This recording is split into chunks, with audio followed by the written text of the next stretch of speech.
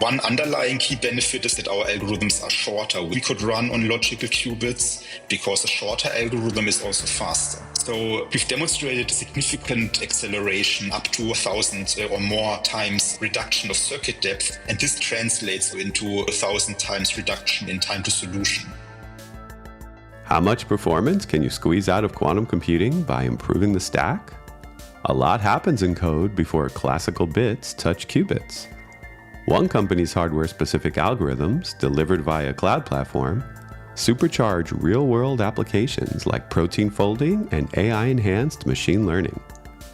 From outperforming classical tools like Gurobi on IBM's 156-qubit processor, to slashing circuit depths by up to 1,000x, Kipu Quantum is accelerating the timeline to advantage. Find out how they're scaling with IBM and IonQ's recently announced bold qubit roadmaps in this episode of the Post-Quantum World. I'm your host, Konstantinos Karagiannis. I lead quantum computing services at Protiviti, where we're helping companies prepare for the benefits and threats of this exploding field. I hope you'll join each episode as we explore the technology and business impacts of this post-quantum era. Our guest today is the CEO of Kipu Quantum, Daniel Volz. Welcome to the show. Hi, Konstantinos. Nice to have me here on the podcast. Yes, I always enjoy having on companies that are involved somewhere in the stack. You know, a lot of times it's only hardware or only, some other ancillary thing. But now we're talking about right in that stack where the magic happens between someone typing in a keyboard and a quantum computer actually doing something. And as the machines get better, of course, that stack is going to be more and more important to showing some advantage. You want to tell me a little bit quickly about where Kipu lives in there and how you guys play in the stack? Yeah, happy to do so. So I think we've made an interesting journey ourselves because I would say what makes us really unique is the fact that we are one of the few companies globally that are actually specialized on algorithms running on quantum computers. So this is, I think, this is the capability which we probably are strongest in across all of our peers. But at the same time, we also embed these algorithms into a software product platform. And that platform then connects via the cloud to quantum computing hardware. And then, of course, is accessible to people that are actually, as you said, typing into the keyboard and trying to make something meaningful out of the quantum computing hardware. This is kind of where Kipu is at. We have our platform. We are running our algorithms as a service connected to cloud accessible quantum computing hardware. So would you say your customers are the actual hardware manufacturers and cloud service providers? Are they going to sub-sell you to their users because of benefits? Right now, I would say it benefits the hardware users to collaborating with us, but I would say they are our partners. So right now we are working closely together with these guys. There's a specific wrinkle to the algorithms we are doing in the sense that they are very much hardware specific. So they are really adjusted towards the respective quantum processors we're running on. And of course, that implies a certain degree of collaboration from the hardware side. But I think there's a lot to gain for these guys. And the actual users or customers of Kipu are actually the end users. So we are working with a lot of large organizations that are now taking their first steps onto a quantum computing journey and want to reap benefits or figure out when to reap benefits from this disruptive technology. And they're happy to working with both of the hardware vendors, but also with the end users. Yeah, and one of the first use cases we're going to talk about is one with IBM that made a little bit of news. And I'm just trying to visualize for our listeners, would they log into IBM and then see, oh, here's a Kipu algorithm we can use to accomplish whatever? Is that kind of the hope? This is actually a model that actually exists. So IBM launched a program called Qiskit Functions, which is, let's say, their version of a marketplace. And one of our algorithms is actually accessible through that platform. They also live on our own platform, so people can essentially take both avenues. They can approach us and say, hey, I have an optimization problem. Please recommend the best algorithm and hardware combination to get this done. Or they could come from the vantage point of I know that IBM is the right choice for what I want to do, and I have my credits, and I want to use the best thing you can do for an application with IBM as a hardware backend. Yeah, and you've already said the magic word here, optimization. So normally when people think of optimization in quantum, they usually think annealing. It's just like what they think. But obviously IBM accomplishes this too. So Yes. did you want to walk us a little bit through how IBM normally does it and then what you guys did to make it better? Mm-hmm. Let's say the bread and butter way of doing optimization on gate-based hardware, such as IBM, if you're not running annealers, is essentially using variational quantum algorithms, such as QAOA, for example. And I think QAOA is a nice test bed if you want to get started in quantum, because it doesn't take a lot of quantum resources. Take some classical resources, and is easy to do on a small scale. The problem that with QAOA is that it really scales in a terrible way. I think there's this philosophy underlying this algorithm class that is, let's outfarm as much as we can of the actual heavy lifting away from quantum towards classical computing, which was maybe meaningful when they invented this technology a couple of years ago when quantum was really immature. But of course, it has a critical flaw, because if you want to go to very large systems, the kind of work you're putting on the classical computers that are running in this hybrid setup with QAOA starts to become really terrible. And at some point in time, you are actually limited by the classical computer that you are actually, let's say, intending to outperform with QAOA. So this is kind of a maybe dead end for algorithmic advancement, because you're always farming out more and more workload on the classical computer and will not be able to solve problems at decent problem scales. And decent problem scale for me means, say, using more than 50, 60, 70, 100 qubits, because doing less than that is ultimately tractable and can be simulated on classical hardware. So if you cannot show you can run something on, say, 100 qubits, you will probably not be able to outperform any classical computer. And the innovative technology we are using is essentially a solver called ISCAI, which is a Quechua number, essentially. There are some South American roots in our story, but it's called ISCAI, essentially. So number 2 in Quechua language. This algorithm is non-variational. It iterates essentially also, but it iterates only on the quantum computer. And essentially then with very few quantum iterations provides a significantly better answer. And that is great, because it suddenly allows us to bypass these scaling issues of the QAOA algorithm family that is not scalable because of the significant reliance on classical resources, and gives significantly better results. And of course, there's one underlying innovation that allows us to actually do these kind of things, which is the fact that our algorithms are significantly shorter. So we have found ways of shrinking down algorithms. You can measure this in a technical term called circuit depth.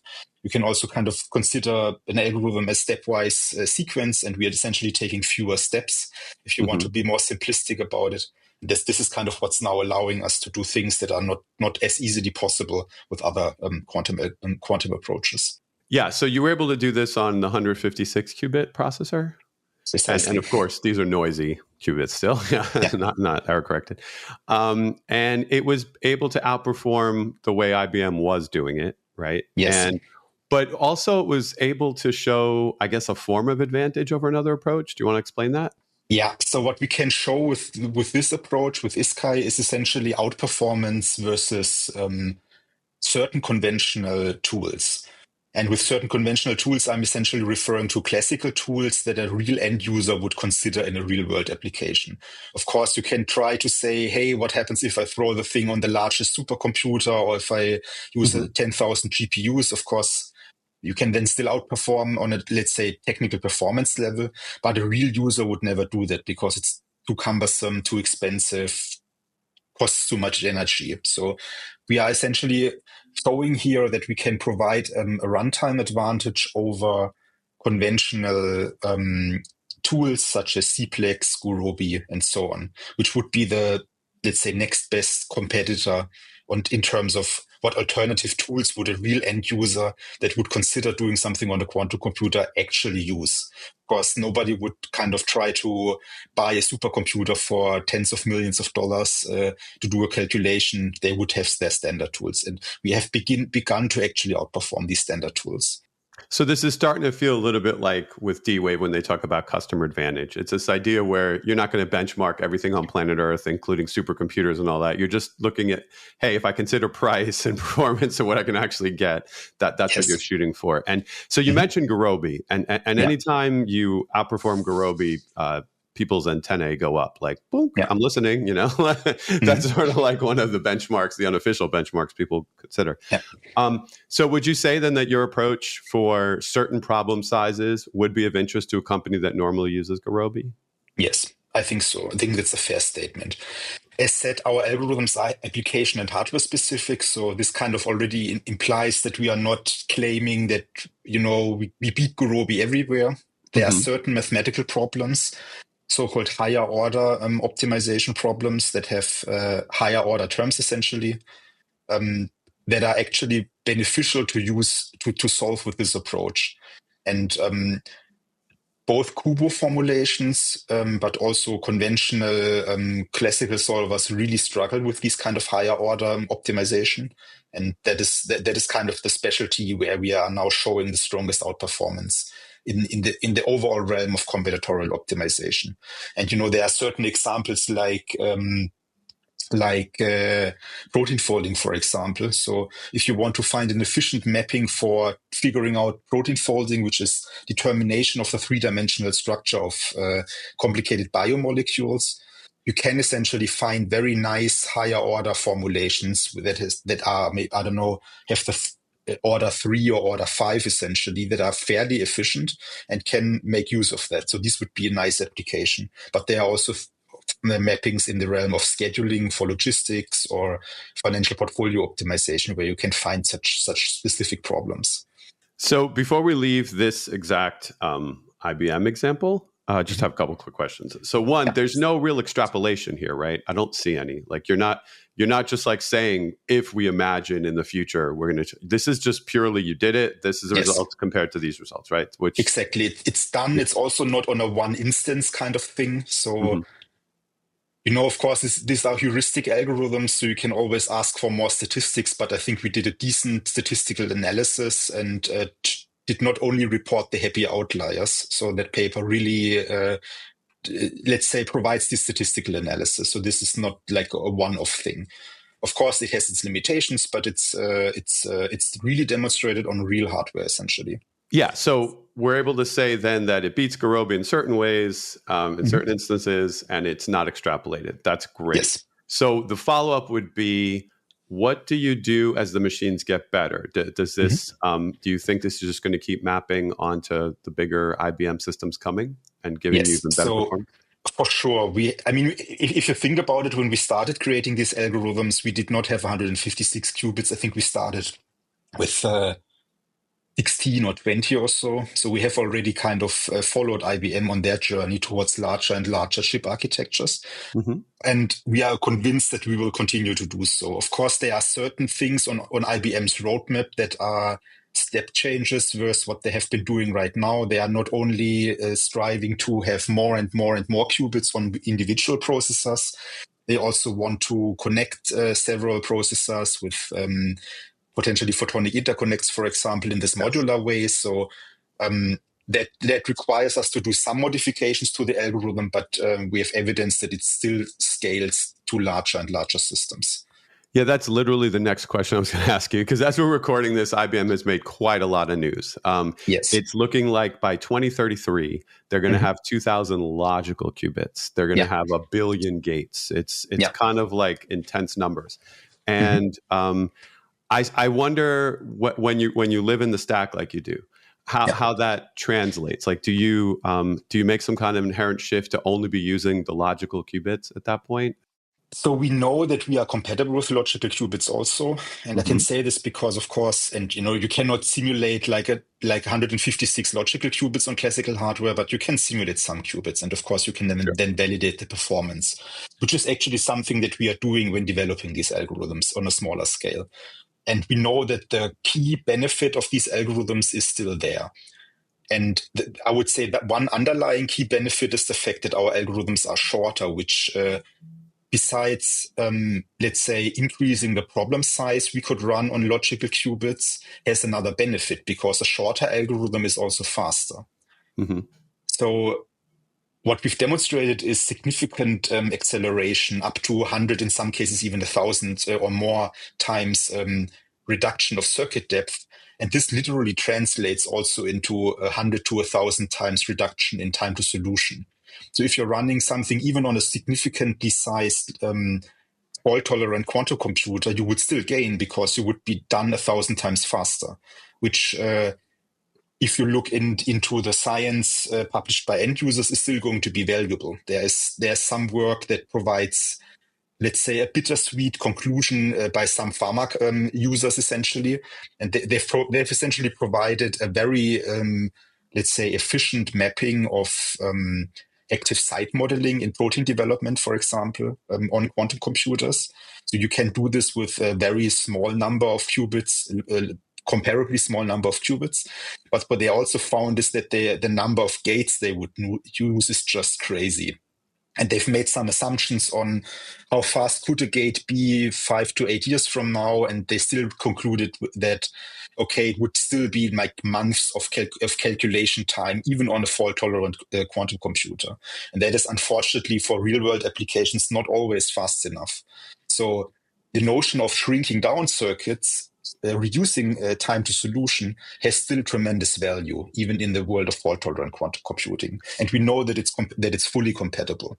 Can you imagine how nerve-wracking it must be running something for months when you know that one little cosmic ray could destroy it? One cosmic ray, somebody tripping over an extension cord, or maybe somebody clapping too loud, and then temperature in the room, whatever. It's nuts. Yeah, exactly. It's really crazy. And I think I would say, I don't think that it's going to be like a step change from us saying, okay, now we abandon physical qubits. I think there will maybe even be cases where we would look at a given piece of hardware and say, for this case, we would like to use the logical qubits, but for that case, we would maybe like to use the physical qubits.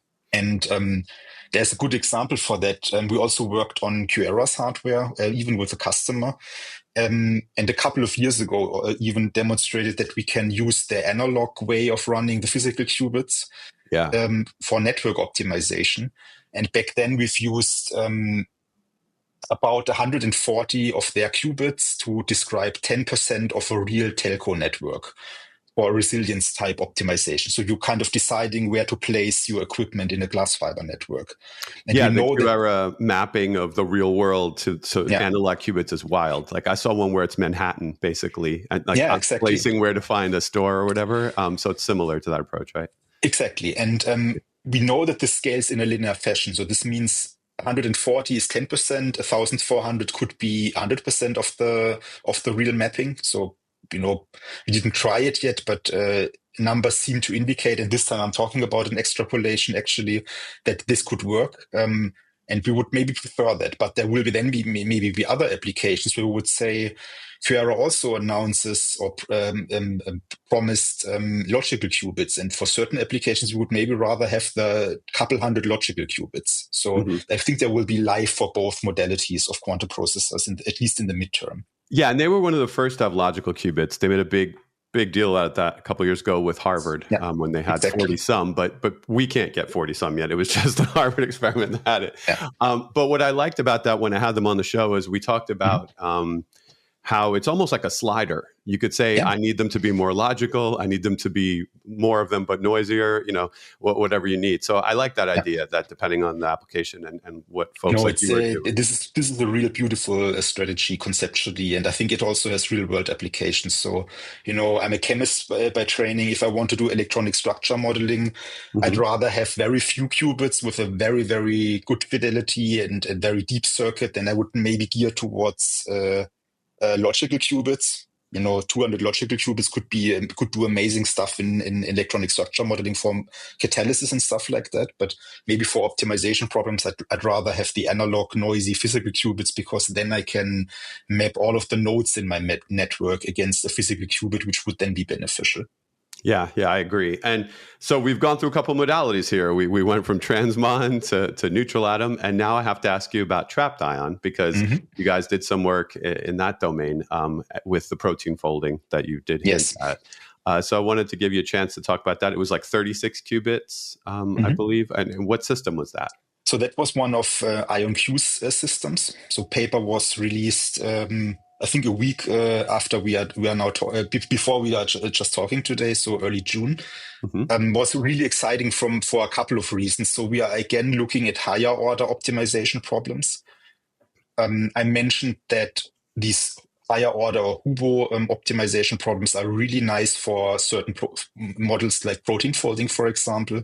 And we are then solving the three-dimensional structure of these biomolecules on IonQ hardware, essentially. And that is a couple of things going for it. Of course, 36 qubits is not yet at a quantum advantage level. So in this case, we are not yet outperforming classical solutions. But the bar is not that high for protein folding to be industrially relevant, because you're actually not really competing with large supercomputers. You are essentially, for brute force optimization, you're in reality competing with either a synthetic chemist that makes a protein in a lab and tries to figure out the three-dimensional structure by chemical synthesis and then trying to grow a single crystal and doing X-ray diffraction experiments, or you're kind of competing with Gen AI applications like the AlphaFolds of the world. And AlphaFold is, of course, amazing if you have data sets available. And if that's the case, go with AlphaFold. You don't need a quantum computer for that. But there are a lot of proteins where there's no data available because you're maybe not working in the realm of the green fluorescent protein, which got a Nobel Prize like a decade ago, and all of the variants are known. You maybe want to develop a new protein-based drug.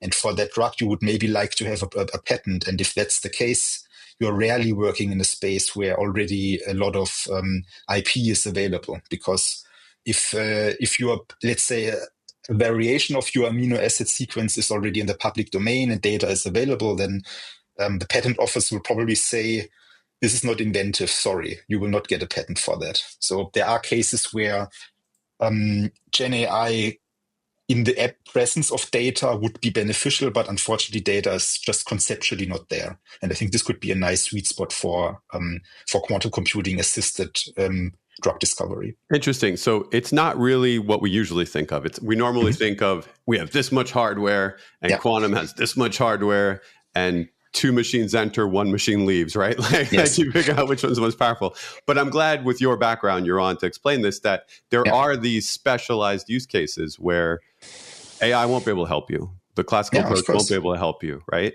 So if there are enough of these and quantum advances quickly enough, we might have a whole lot of people actually doing protein folding as a quantum use case for real advantage immediately. Exactly. Right? Of course. And if you think about it, I mean, the crux with proteins is, of course, they exist in various lengths. So if you look at muscle fiber, you have thousands of amino acids in your sequence. For, let's say, pharmaceutical applications, it kind of caps off at maybe 100 amino acids in your sequence. But the smallest proteins of interest are actually in the order of maybe 30 amino acids or so. So if you look at protein-based drugs like Ozempic, for example, that is a very small protein that is actually intractable. And of course, people are now making a lot of money with that drug. And of course, it's maybe helpful to figure out the three-dimensional structure as you're developing these kind of molecules. There are some real business cases for that. Yeah, as just happened with the IBM discussion, you happen to be coming on at a time where IonQ has been making some noise. Yes. They're promising currently. Yeah, I'm sorry. You're almost now an unofficial spokesperson for multiple companies. I apologize in advance for that. But IonQ basically just announced we're going to have 8,000 logical qubits by 2029, 80,000 by 2030. These are crazy, crazy numbers. Eerily modeled after IBM's approach of getting 12 logical qubits and attaching them together with interconnect. Now we've got IBM wanting to do the same thing, 12 logical qubits, attaching them together. So how do you feel about that? Like with their roadmap, how do you think this kind of use case will shift? Do you think it'll even compete with AI, even in those other examples you brought up? I think it actually has a shot of competing with AI because there are some scaling formulas for protein folding. So it's essentially zero point 0.2 times number of amino acids squared. You can kind of figure out the math yourself, essentially, but you don't need that many qubits to do proteins, even up to the 100 amino acid sequence length, which I just mentioned as being the upper bound. And of course, is this then the end of interesting things? No, of course not. There are more interesting things that can be mapped against the same math that you would use for protein folding. You could either go for crazy large proteins, which is maybe going to give us things which are not really conceivable right now. So true breakthroughs in protein-based drug discovery, but maybe also in biochemistry itself.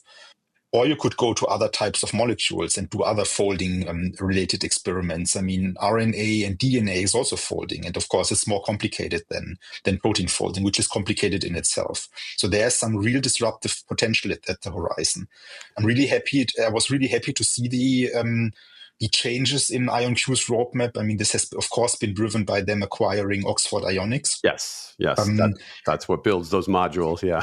Exactly, which is, I mean, I know these guys for some time. They also have been a portfolio company of some of our shareholders, essentially. And, we are all a big family in quantum, essentially, despite me not being the official spokesperson of IonQ, of course. But, I like the team. I think this was a really smart acquisition and, cannot personally guarantee that this roadmap is going to come to fruition, but it does not seem like a fairy tale or science fiction roadmap. With that acquisition and hopefully successful integration of the Oxford Ionics team into the IonQ family, this could be a real game changer in ion traps. Yeah, I had them on, and I'm definitely going to have them back on again now to discuss all this. But if the math is correct, I guess we'd have enough logical qubits to hit that upper bound, as you say, within of course. 2 years, right? Yeah, of course. 0.2 times the number squared. So what is that, like 2,000 logical qubits or something? Yeah, exactly. Yeah, we're going to have this really soon. So that's beyond exciting. And are there any other use cases that you're currently pushing on with your technology right now? We have some work in the pipeline in machine learning related workflows. So that is not doing everything on a quantum computer, essentially. That this is essentially embedding a quantum kernel in a machine learning workflow. And that is cool because you can, of course, then have quantum and classical working in a sequential manner and essentially get the best of both worlds. And you can even use existing classical models and just amend them with a quantum-based kernel. And we've demonstrated that this works for two types of let's say, workflows. You can do tabular data classification-related tasks, but you can also do image classification for convolutional neural networks, for example. And in both cases, we've demonstrated that we can improve things in different dimensions. So for the tabular data pieces, we are mainly looking at better predictions, essentially. And for the image-related work, we are looking at also better predictions, but also reducing the number of training parameters, essentially. So there's a performance as well as a cost element at play here. So listeners sometimes might get lost when AI comes into the mix because there's all these ideas of quantum for AI, AI for quantum, and then just quantum machine learning. So which area technically would this be for them to understand? I would say it's quantum for AI. Okay, so you're doing something to data to make it easier for AI to work with. Is that the general idea? Okay, exactly. So that's a great explanation. Yeah, just to keep it simple for them. And there have been some approaches with that are quantum inspired also, but it's so you're using actual quantum hardware. Yes, exactly. So we've developed technology that actually is compatible with neutral atoms, ions, superconductors, essentially. So works across the board, of course, as you know, and as the listeners of this show actually probably know, quantum processors have differences, number of qubits, clock speed, stuff like that. So there are different cases where you want to use one hardware concept over another, depending on what kind of use cases you want to solve, what data you have. But that has actually been demonstrated. And, there are some great happy cases. We've demonstrated, I think, up to 75% better predictions for certain data sets, which are about predicting heart disease of hospital patients, for example, or predicting toxicology profiles of so-called assets in a drug discovery workflow. So that is really cool stuff, and demonstrates that you can also start using quantum in these kind of applications and get then better AI solutions, essentially. And should that ultimately lead to power savings as well?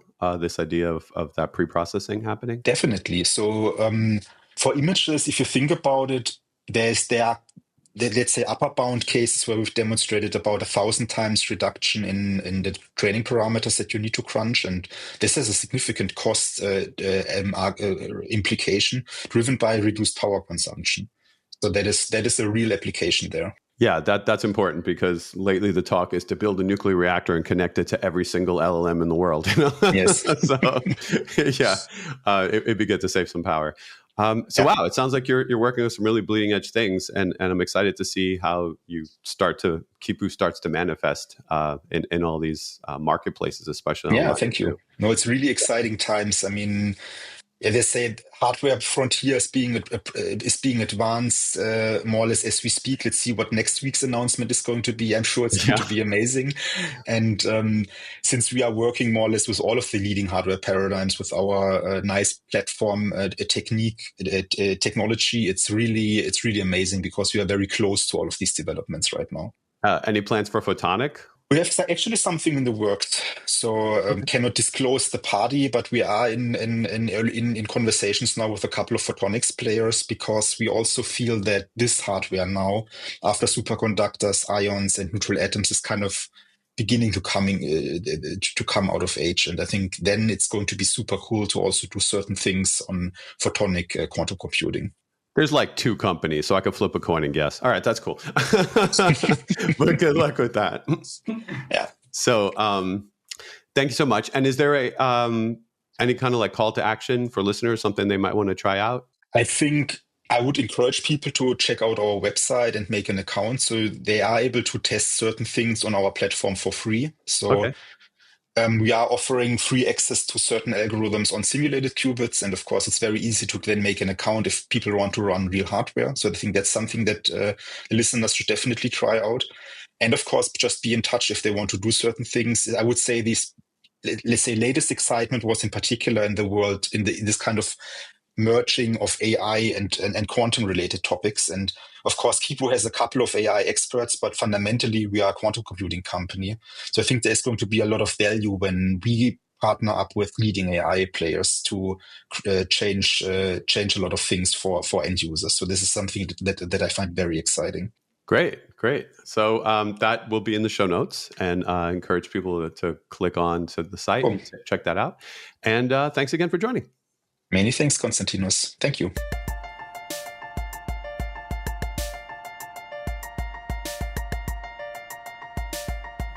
That does it for this episode. Thanks to Daniel Volz for joining to discuss Kipu Quantum. And thank you for listening. If you enjoyed the show, please subscribe to Protiviti's The Post-Quantum World, and maybe leave a review to help others find us. Be sure to follow me on all socials at Constant Hacker. That's Constant with a K, Hacker. You'll find links there to what we're doing in quantum computing services at Protiviti. You can also DM me questions or suggestions for what you'd like to hear on the show. For more information on our quantum services, check out Protiviti.com or follow Protiviti Tech on X and LinkedIn. Until next time, be kind and stay quantum curious.